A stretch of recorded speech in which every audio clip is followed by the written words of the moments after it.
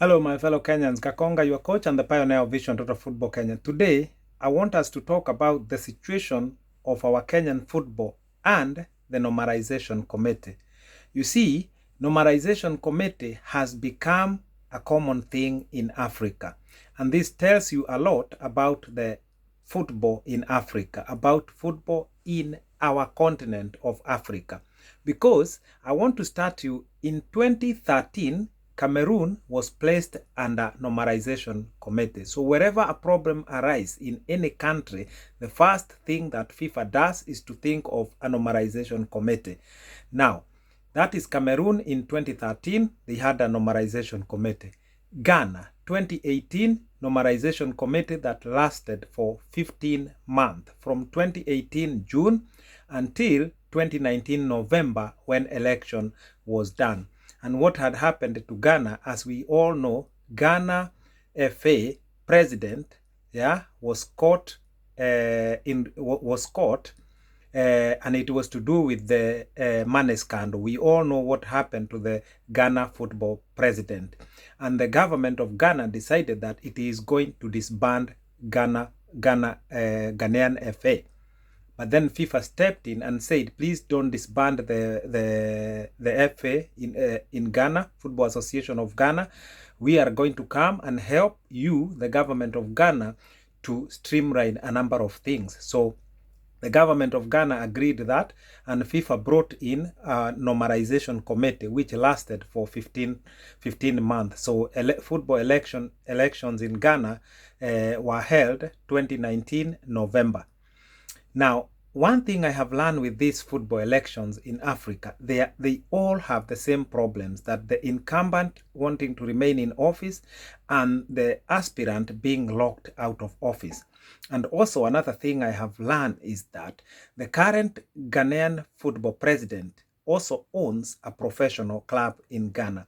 And this is exactly what has been happening in Kenya and in many countries in Africa, and thus a direct conflict of interest. So there are some underlying issues when it comes to federations in Africa, and FIFA has not been able to stem out these issues. Conflict of interest is so common in football associations in Africa because they are all run kind of the same, with this neck member who most of them owns clubs. It is happening in Kenya, it is happening in Cameroon, it is happening in Ghana. Conflict of interest is rampant in African football associations across. So this is something that FIFA might need to look into. But even if FIFA does not look into this, in the situation of Kenya, we are going to sort it ourselves. My fellow Kenyans, let's talk about Tobago and Trinidad. We all know in March this year, FIFA formed a Normalization Committee there. And what had happened is that election had just taken place in Tobago and Trinidad just about a month ago.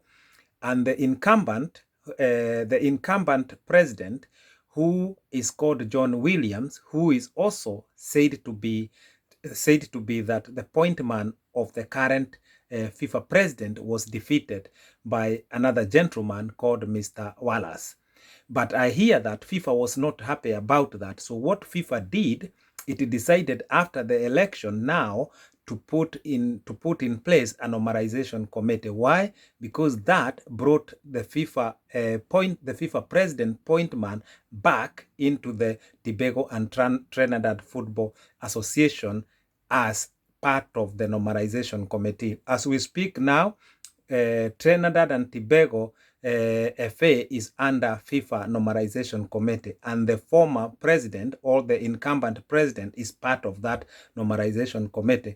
I also know that a petition is being signed in Tobago and Trinidad to try and make FIFA destroy the Normalization Committee and put the president back, who was elected March this year. Now, let's talk about Kenya. In 2004, a Normalization Committee once again was established in Kenya by FIFA, and that was after the government intervened or or interfered with the Football Federation of those days, 2004. But what happened now, FIFA Emergency Committee ordered Normalization Committee to be put in place in, in Kenya. And I know Bob Monroe was part of that. Kipchoge Keino was part of that Normalization Committee. So it was put in place in 2004, July. But the issues that were there to do with election, to do with people being locked out, it is exactly the same as we have now. I look other places like in Cameroon, the issues are the same about aspirant being locked out. So FIFA is so used in this baby cry that all African countries have when it comes to football election. In fact, FIFA can just choose to ignore these countries in Africa because they have the same stupid problem all over the time, all the time. So it seems that they are not able to manage their football elections. No wonder FIFA has a standard letter. Whichever any country that has this kind of problem, they just sign the letter and send it. This Normalization Committee letter is so common. But one thing that I think we did wrong as Kenya is to actually write to FIFA ourselves.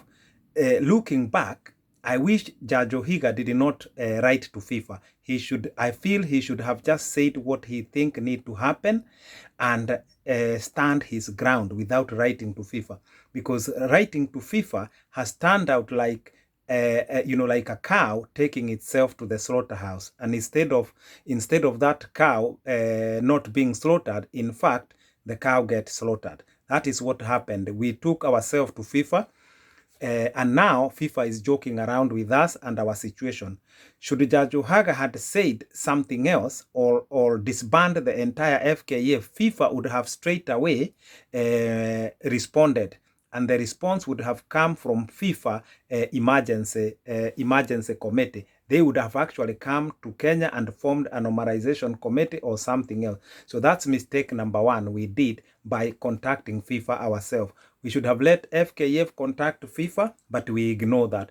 The government of Kenya or the Ministry of Sports should have done what they think should be done, and that would have triggered something else in FIFA. This idea of joking with us and doing what FIFA wants would not have happened if Judge Ohaga should have done something else that will cause FIFA to use its emergency committee. That would have been the best route.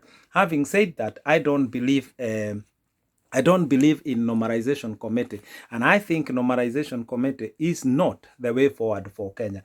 The way forward for Kenya is this: we have to agree to have a new beginning, and we have to ignore all FIFA's instruction. This is the way forward. Let us stand our ground. I ask the government of Kenya not to be intimidated by FIFA and not to fear the FIFA ban. Let it come, because if it comes, we are going to deal with it. And this time round, once and for all, we are going to straighten our football. Now, if FIFA want to put a normalization committee in Kenya, let me tell you what will happen. Because the election has not taken place, what I think FIFA will do, if it decides to go ahead with the normalization committee in Kenya, it is going to create a normalization committee, and whoever is in that normalization committee cannot be elected as the next football president. So Nick Mwendwa here faces a situation that if he want to be in the normalization committee, he has to declare he will not be in the ballot when the time comes for electing the next football president. If he's not in the normalization committee, then he can vie for FKF president when the election time comes. But the problem with this, he is not sure what the normalization committee is going to suggest or what it is going to put in place in matters football election, and that is dangerous. So there is only two situations. Nick Mwendwa can be in the normalization committee, but he will not be allowed to vie for FKF presidency. Or he decides to stay out of this normalization committee if it is formed, that is. He decides to stay out, and then he can come back and vie for this FKF presidency seat. So that is the situation that I see for Kenya going forward. But now, as Vision Total Football Kenya, we believe that Normalization Committee is not the way forward. The way forward is to have a new beginning for our Kenyan football, and that will only come through a football evolution. And I can say this categorically, FIFA is not going to scare Vision Total Football Kenya. And I want the government of Kenya to hold its stand and to not contact FIFA. Once the government states what it wants and say that unless there is a football reform in Kenya, nothing in matters football will go on. I can tell you FIFA will try and work with the government of Kenya. The FIFA ban does not just come like that, because what I want to ask the government of Kenya is to tell FIFA this: the government of Kenya will not be interfering with the football affairs in the country. It will actually be intervening, a positive intervention to rescue the football in the country, a positive intervention to help Kenyan citizens who have lost hope in the country's football. So here, the government of Kenya must state to FIFA that this is not an interference, but an intervention. Even if it requires CAS interpretation, High Court interpretation, the government must say this. This is not an interference, but an intervention. And Vision Total Football Kenya will be there backing the government that this is not an interference, it is an intervention. There's a clear difference between an intervention and an interference. And Vision is so clear that this is the only way forward, an intervention, and it is not an interference. So many problems that exist in our Kenyan football will not change unless we have a total new beginning, a total football revolution, genesis, a new beginning. Everything must be put straight. Everything in matters Kenyan football must be straightened from the top to the bottom level, and the bottom level, that is the ward level. And the top is Kenya Premier League and FKF. That must be straightened, and that can only happen through a football evolution and through what has been envisaged in Vision Total Football Kenya. The Kenyan football is about to experience a new beginning, but intimidation from FIFA must stop. In fact, if FIFA ban is about to come, it is going to come through FKF itself because of refusing to pay Adel Amrouche his money. But that ban, actually, it will be a self-inflicted wounds for FKF, and FKF must not come to seek sympathy to the Kenyan people or the government of Kenya. They should have saved money to pay Adel Amrouche. It is not believable that FKF, since 2014 up to now, 2020, it would have not been able to save this 103 million Kenya shilling. This is a joke beyond jokes. Please, FKF, pay this money or you get banned. And please don't involve Kenyans and don't involve emotions in this. You have failed, you will be banned, and don't blame anyone. However, if the ban comes as a result of the government trying to deal with the issues of Kenyan football and restructuring football, or if the ban come because of Vision Total Football Kenya trying to do what is right for our country's football so that we can have a good new beginning, then let the ban come. We are going to emerge strong. And you know what? We are only going to lose playing international football. Football can go on in the country, but only the international tournaments that we are going to miss. So what is that? So that we can restructure our football and make our football what it should be. Create good economy for our football. Make our leagues become better. Straighten the grassroots football. Straighten women football. Straighten everything. Governance of our football. Eradicate corruption. Bring competence and accountability. Eradicate the issue of losing FIFA and government money. This is really key.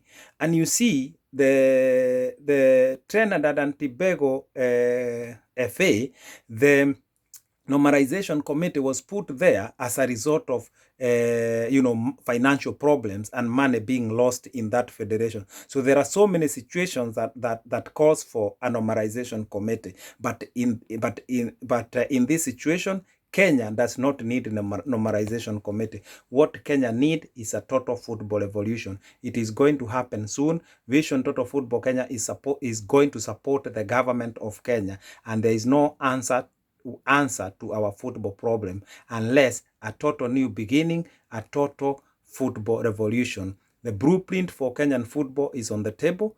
Everything that is required is on the table. We, Vision Total Football Kenya, have been working on that for the last 7 years. My fellow Kenyans, we are ready to go.